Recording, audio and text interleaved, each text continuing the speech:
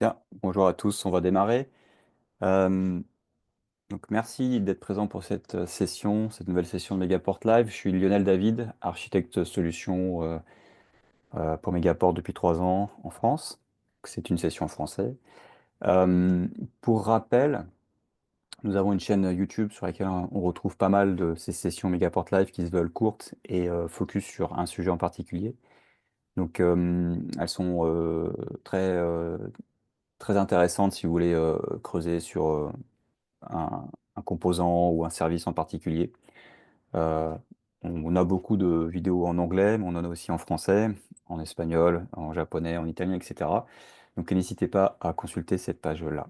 Pour aujourd'hui, le sujet, ça va être le service Megaport Internet. Donc je vais vous présenter euh, ses avantages et je ferai une démonstration à la fin de cette vidéo pour vous montrer à quel point c'est simple d'utilisation et simple à mettre en œuvre.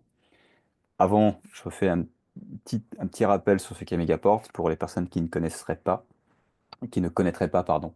Donc Megaport, c'est un réseau, un backbone qui est global, qui interconnecte quasiment 1000 data centers dans le monde, donc je dirais 960 actuellement. Et depuis n'importe lequel de ces data centers, il est possible de se plugger à Megaport par une interconnexion physique. Et à partir de ce point d'interconnexion, on va pouvoir créer des interconnexions privatives vers un ensemble, un écosystème conséquent. On va le présenter juste après. Et ce, à la demande, donc très rapide. Donc à la minute, on peut s'interconnecter à beaucoup de service providers différents, à chacun d'eux.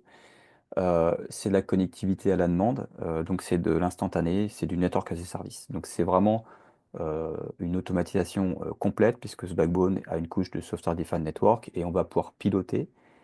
Donc c'est un peu du self-service, enfin c'est du self-service, donc on va pouvoir piloter ces créations, déploiements ou même modifications d'interconnexions privatives via un portail que je vous présenterai à la fin via une démonstration. Donc la proposition de valeur de Megaport, là on est purement dans du network as a service, donc là pour le coup du vrai network as a service, parce que c'est vrai que ça peut être utilisé dans pas mal de contextes. Ici, c'est vraiment je viens sur le portail de Megaport, ce qu'on appelle donc notre plateforme de Network as a Service, et je vais créer des composants, des interconnexions dans des environnements multi-cloud ou hybrides, etc. Et le tout vraiment de manière instantanée et avec de la capacité à la demande. Au niveau de la tarification, on va être sur quelque chose sans frais d'accès au service, donc c'est purement que du récurrent et on va en fait payer que ce qu'on provisionne. C'est-à-dire qu'en fait, on peut être dans un environnement flexible où on va augmenter, diminuer les débits en fonction des besoins. On va payer vraiment de manière, enfin au prorata, vraiment en fonction des capacités que l'on va, que l'on va déployer. C'est instantané, hein. Le terme speed, c'est pour souligner le fait que pour chaque interconnexion privative que je vais mettre en place vers un provider ou vers une autre destination, ben, ça va mettre à peu près une minute. C'est totalement automatisé de bout en bout. La capacité, elle est à la demande. Donc si je veux un lien 1 giga, puis 10, voire 100, le backbone de Megaport vous fournira en fait une garantie sur ce débit-là aussi. Et on pourra le faire évoluer en fonction des besoins.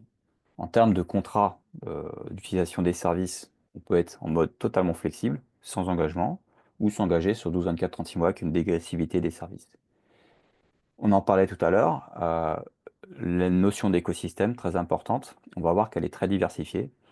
On va pouvoir s'interconnecter dans un très grand nombre de régions à du cloud, mais d'autres service providers plus de niche, mais aussi interconnecter des data centers entre eux. Toutes ces possibilités-là sont disponibles dans l'écosystème de services.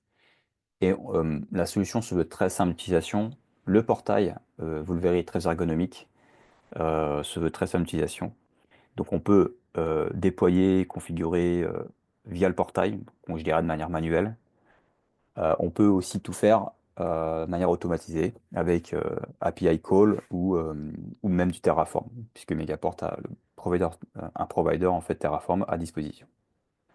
Donc pour cet écosystème de services disponibles, Évidemment, en haut à droite, on va avoir la partie, pardon, hop, Cloud Service Provider. Donc, c'est dans la majorité des cas ce que les clients viennent chercher comme service d'interconnexion. Donc là, on parle d'interconnexion privative. Nous, on est déjà interconnecté dans un grand nombre de régions, un peu partout dans le monde. Au final, on va revendre la capacité. Donc, le client qui vient se connecter à Megaport, ensuite va pouvoir s'interconnecter à AWS, Azure, Google, OVH, etc., de manière instantanée, sur les rampes d'accès qui sont déjà connectées entre Megaport et les CSP. Donc il n'y a aucune construction physique à faire, ça n'est que du virtuel. On monte une interconnexion privative virtuelle de bout en bout à la minute.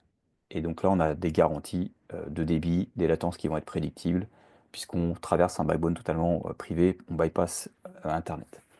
En haut à gauche, la partie data center, c'est le fait de pouvoir remplacer un lien MPLS, par exemple, entre deux data centers à Paris ou un data center à Paris-Francfort, voire à Sydney, Tokyo.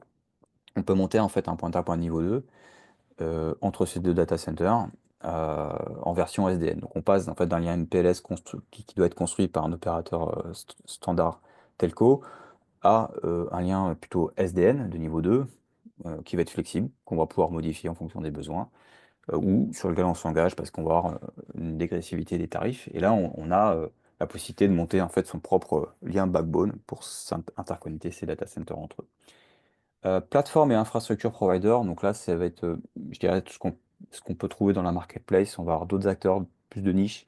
Ça peut être du storage, ça peut être du GPU as a service, ça peut être du bar metal, ça peut être, il y a aussi du transit IP, de la voix sur IP, etc. Donc ça va vraiment compléter de manière intéressante bah, le fait de pouvoir se connecter au CSP. Ça va être aussi de pouvoir s'interconnecter à des service providers euh, de divers et variés. On a des plateformes Internet Exchange aussi auxquelles on peut s'interconnecter. Maintenant, il y a des pays dans lesquels nous n'avons pas de plateforme Internet Exchange parce qu'il n'y en a pas forcément, le business case n'est pas forcément intéressant entre guillemets. Et dans ce cadre-là, enfin, dans ces cas-là, en fait, on va être interconnecté aux providers locaux. Donc, par exemple, si je veux me connecter à FranceX en France, eh bien, je peux le faire via Megaport. De même, ça va être semi-automatisé. On va avoir quelques échanges administratifs entre le client et FranceX, mais après, au milieu, au niveau de Megaport, on va pouvoir monter une interconnexion privative pour accéder en fait au périmètre public de FranceX. Network opérateur et service provider, donc c'est le fait de pouvoir étendre la présence de Megaport vers d'autres adresses, d'autres data centers dans lesquels nous ne serions pas potentiellement. Donc on peut venir s'interconnecter à Megaport depuis des data centers distants via ces service providers. Donc là on parle de fourniture de last mile, ou on a aussi des service providers qui vont fournir via la marketplace du transit IP, de l'anti-DDoS, ce genre de choses.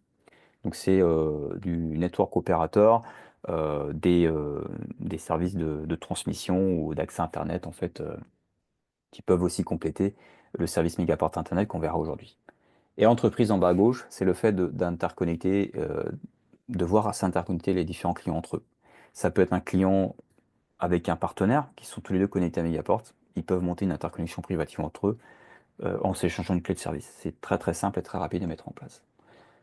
Les différents services donc ou use case. Donc le DC to Cloud, là on en a déjà pas mal parlé, c'est venir se plugger à Megaport dans un data center physiquement avec un cross-connect. Et à partir de là, donc je me connecte à un port Megaport. Et mon port, je vais pouvoir le mutualiser. C'est-à-dire que je vais pouvoir créer ce qu'on appelle des virtual cross-connect, donc c'est point à point, ces interconnexions privatives vers les service providers de l'écosystème de Megaport. Je vais pouvoir donc m'interconnecter au nombre de clouds que je souhaite. Alors je suis limité à une centaine de virtual cross-connect, mais c'est très conséquent. Donc du cloud ou du service provider, ou je peux même, on le voit au milieu, mon data center, je peux aussi, via le même port d'interconnexion, le connecter à un autre data center. Donc depuis mon port, je peux avoir des interconnexions privatives qui partent vers le cloud en local, et je peux avoir une interconnexion privative vers un autre data center, dans- aussi à Paris ou à Marseille, à Lille, à Francfort, à Sydney, etc. Donc ça, c'est le DC to DC. Là, on a quand même beaucoup de possibilités puisque, enfin, au vu du nombre de data centers dans lesquels Megaport est disponible. Le cloud to cloud, ici, c'est le fait de pouvoir créer un routeur virtuel qu'on appelle le Megaport Cloud Router. Euh, on peut le déployer dans un très grand nombre de zones métro, et c'est sur notre propre infrastructure. Et ce routeur virtuel, qui peut aller jusqu'à 100 gigas, va permettre de faire du cloud to cloud, enfin, connecter les différents clouds entre eux, et donc d'avoir des latences très basses. Par exemple, si je connecte AWS avec Azure à Paris, je vais avoir à peu près 2 millisecondes de latence entre chaque workload. Et là, on est vraiment sur une solution privative, garantie sur les débits, et qui est évolutive parce que le MCR, on peut s'interconnecter à un très grand nombre de cloud service providers aussi. Donc, on peut avoir une architecture distribuée entre les clouds assez enfin, divers et variés. On peut même interconnecter en fait son MCR à sa propre infrastructure, donc son propre cloud privé qui serait lui connecté à un port en data center. Pour terminer sur les services, le Virtual Edge, là, un petit peu à la même manière que pour le MCR, qui est un routeur virtuel, mais qui lui est totalement managé, packagé, où il n'y a pas besoin de licence.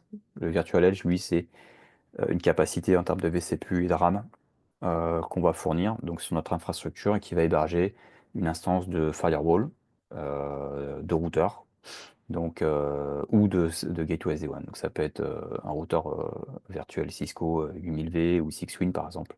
Ça peut être une gateway SD-WAN Versa, Prisma pardon, FortiGate. Ça peut être un firewall Palo, Cisco, Forti, etc. Ce ne sont que des exemples. Et là, je vais pouvoir créer des architectures très avancées en termes de réseau. Donc, je peux même chaîner tous les différents composants entre eux, hein. Je peux connecter des MVE SD-WAN à des MVE Firewall, par exemple. Il y a vraiment des possibilités multiples et on peut aller jusqu'au cas où on va totalement virtualiser ses présences en data center. Lorsqu'on a un client qui a fait un move to cloud 100%, il n'a plus que des équipements telco en data center et en fait, il peut les héberger de manière virtuelle sur un opérateur comme Megaport et donc avoir un gain conséquent, enfin une économie conséquente puisqu'il n'a plus besoin de colocation ni de hardware, il passe totalement en OPEX. Euh, pour récapituler donc tout ce que je viens de dire ici avec ces logos, ici on voit le port d'accès. Donc ce port d'accès, c'est via un cross-connect en data center et on va pouvoir tirer une centaine de virtual cross-connect vers l'ensemble des clouds ou des data centers pour faire du point-à-point ou vers l'écosystème pour aller s'interconnecter à d'autres providers. Au milieu, on voit le MCR, donc c'est totalement virtuel. Il permet d'interconnecter ici tous les cloud providers entre eux ou d'interconnecter un cloud privé qu'on voit en bas vers cette instance de routage qui, elle, en fait, va concentrer la partie routage entre les cloud service providers. Donc, elle va localiser le trafic entre les clouds et permettre, en fait, aussi de jointer, en fait, le cloud privé au cloud public multi-cloud.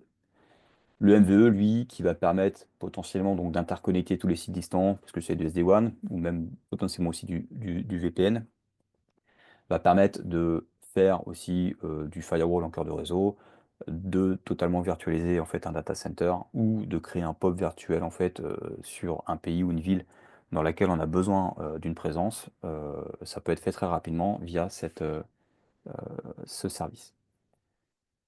Donc là, je vais introduire un service en particulier qui s'appelle Megaport Internet. Donc, Megaport Internet, c'est comme son nom l'indique, c'est que Megaport vous fournit un accès Internet euh, qui se veut stable. Donc la connectivité entre le client et les routeurs Internet de Megaport passe par de la connectivité privée, évidemment. On peut mettre en place quelque chose de totalement redondant, de scalable. Donc on va avoir la possibilité de monter les débits en fonction des besoins Internet. Et ça se veut très simple de déploiement ou de gestion, vous le verrez sur le portail. Ça peut aussi se manager par API ou par Terraform.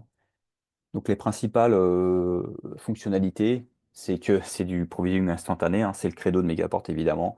En l'espace d'une petite minute, je peux avoir un lien 10 gigas Internet. C'est scalable, je peux monter en fait de 20 mégas à 10 gigas en quelques secondes, ou diminuer hein, si je suis pas engagé. Donc là, on a vraiment une possibilité de voir au plus juste en fonction des besoins, avec des incréments de 1 méga bits par seconde. Donc on peut ne pas s'engager sur ce service ou s'engager pour des prix dégressifs. Et on peut se connecter de manière diversifiée. Donc dans chaque zone métro, on a des routeurs Internet qui sont dans des data centers différents, connectés à des providers de Tier 1 différents. Et donc, on peut vraiment dupliquer ces interconnexions pour avoir quelque chose d'ultra résilient. Par défaut, en fait, le service va fournir une adresse IP statique /31 /64 en IPv6 et on verra qu'on a des options aussi pour passer en BGP avec du Bring Your Own IP.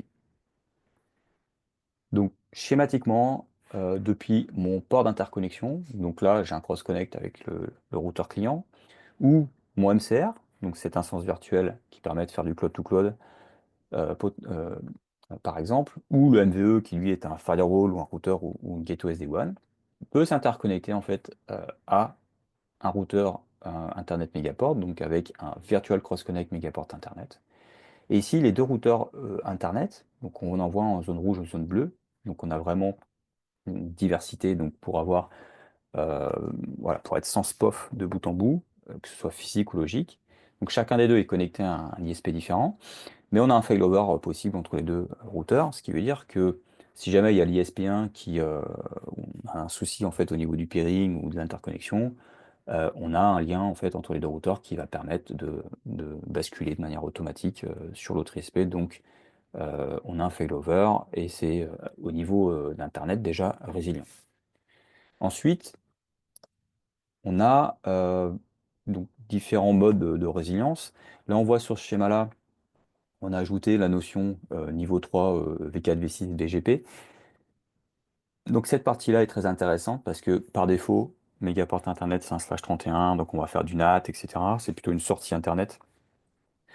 Maintenant avec BGP, on va pouvoir faire bien plus. Donc, on va pouvoir aussi soit amener ses propres IP parce qu'elles sont provider independent. Donc moi j'ai mon ASN public, pardon. Je monte un pairing BGP avec le routeur Internet de Megaport via un VXC Megaport Internet. Donc j'annonce mes routes publiques via mon ASN public. Ça, c'est totalement pris en charge par Megaport. Mais on peut aussi très bien avoir un ASN privé et être en mode PA, Provider Allocated. Donc Megaport peut fournir en fait un pool d'adresses IP pour votre propre utilisation. Là, dans cet exemple-là, on voit un client qui est connecté à un port, mais qui va monter en fait deux virtual cross connect pour se connecter aux deux routeurs de la zone métro. Donc là, on peut s'imaginer qu'on est à Paris. Ces deux routeurs zone métro sont dans des data centers différents. Donc là, en fait, on a un début de résilience qui est intéressant, mais si on veut avoir une résilience totale, donc je dirais une géorésilience, on va monter un cross-connect avec un second port. Ce second port, il peut être dans un autre data center, mais ça peut être aussi dans le même data center. En fait, on a nos data centers qui sont diversifiés, donc je peux me connecter à des équipements différents mégaports, ce qui veut dire que physiquement, de bout en bout, là, je vais avoir en fait une architecture sans SPOF. Et là, je peux avoir mon peering BGP de chaque côté qui annonce les mêmes routes, avoir un failover, en fait, comme pour n'importe quel comme avec n'importe quel transit IP, on peut mettre en place en fait les métriques ou les, euh, sa politique de routage BGP.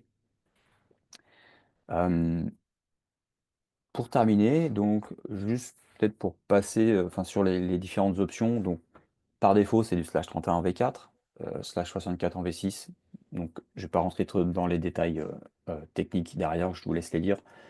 Et si on veut mettre en place du BGP, il suffit de faire une simple demande. Alors actuellement, c'est sur simple demande au support. Ça se fait en l'espace de 24-48 heures. L'automatisation, elle sera disponible aussi dans peu de temps. On va être capable de proposer en fait la configuration BGP via un process totalement automatisé. Là, l'idée, ce sera que ce sera disponible en V4, V6. Enfin, c'est déjà disponible mais en mode plus manuel actuellement. Euh, on peut demander à Megaport de recevoir une route par défaut, ou du partial routing, ou de la full table Internet. Il y a toutes les protections standards qui sont effectuées par Megaport pour éviter le hijacking. Et donc là, encore une fois, on peut soit se mettre en mode private ASN, soit en public ASN, et donc soit annoncer ses propres IP, soit utiliser les IP de Megaport. Et donc avoir une politique de résilience, de failover, etc. Donc toutes les options sont à ce niveau-là sont intéressantes. Et donc je vais faire maintenant la démonstration. Je vais me connecter sur le portail. Donc on peut très bien imaginer tout simplement, bah, là bon, je vais le dézoomer un peu. Euh, j'ai ce service Megaport Internet dans un très grand nombre de pays. Il est disponible en France. Donc là, si je zoome en France, voilà, si je vais par exemple dans la région parisienne, je vais aller, voilà, par exemple, me connecter dans un data center. Là, on voit les trois types de composants d'accès Megaport. Donc le port, qui est une interconnexion physique, le MCR, qui est le routeur virtuel managé et packagé sans besoin de licence, et le MVE, qui lui est plus évolué au niveau des fonctionnalités. On le voit ici, MVE, avec les noms des différentes licences qui sont supportées. Pour la démonstration, on va partir sur quelque chose de simple. Donc j'ai un client qui vient s'interconnecter à Megaport. Alors ça peut être pour, dans un premier temps, se connecter à d'autres services, cloud, etc. Euh, il choisit de s'interconnecter en fait en mode, enfin, en 10 gigabits par seconde, avec un prix qui peut être dégressif en fonction des besoins, enfin, en fonction de la durée du contrat. Euh, je vais pouvoir potentiellement commander le cross-connect via Megaport, créer de la diversité pour me connecter à des routeurs différents locaux et faire du lag pour avoir plus de débit aussi. Là, je vais aller rapidement sur mon port, je vais juste le commander. Donc ça, c'est un peu la démonstration habituelle de Megaport. Donc je ne vais pas forcément trop l'expliciter. On va rapidement passer sur la partie Megaport Internet. Donc là, je vais aller sur la page service. Et sur cette page service, on va voir bon, que le port est en déploiement, qu'il sera disponible qu'une une LOA, l'aide d'autorisation pour se connecter à Megaport en data center sera disponible dans la minute et que le port sera prêt en fait à être connecté au routeur du client derrière ou du firewall. Donc ici, si je clique sur plus connexion, je vais retrouver l'ensemble de l'écosystème de services de Megaport. Et là, au milieu, j'ai Megaport Internet. Donc je clique sur Megaport Internet. Je retrouve mes deux routeurs en zone métro, zone rouge, zone bleue. Donc je peux avoir depuis mon premier port me connecter en bleu-bleu par exemple et choisir en fait une zone rouge pour le deuxième port si je veux de la haute résilience. Donc là je peux m'interconnecter à 1 giga dans un premier temps. Donc là j'ai un tarif donc, qui inclut hein, tous les services Internet. C'est pas un VXC plus l'Internet, là c'est vraiment le prix total. Donc là j'ai 1 giga Internet, donc je peux le prendre sans engagement. Si je m'engage, en fait, je pourrais juste aller à la hausse. Je pourrais pas baisser. Si je m'engage pas, je peux baisser, augmenter. Donc c'est-à-dire que si je débute en fait un projet, je peux très bien avoir en fait des notions d'augmentation, de diminution en fonction des besoins, le temps de, de, de la création de mon architecture ou peut-être d'une campagne temporaire ou saisonnière. Donc là, mon Virtual Cross Connect, je vais le commander. Je vais donc terminer le déploiement de mon accès Internet et on va le voir. On va avoir en fait, on va juste attendre un tout petit peu.